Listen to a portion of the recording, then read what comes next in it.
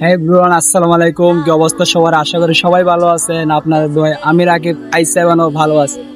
আজকে আপনাদেরকে একটা নতুন ভিডিও নতুন দেখার জন্য চলে আসছি। আমার পাশে দেখতেছেন কর্ণফুলী ব্রিজ, এই চট্টগ্রাম শাহমানস সেতু দেখতে পাচ্ছেন। এখানে আজকে একটা নতুন জায়গায় যাব, আপনাদেরকে একটা ভূতের বাড়ি দেখাবো। চলেন দেখে আসি।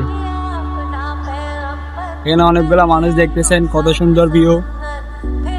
এখানে আমাদের আরিফ ভাই আছে, আরিফ ভাই, তারপরে শহীদ। ওই ওদিকে দেখতে পারতেছেন মানুষ ভিডিও বানাচ্ছে।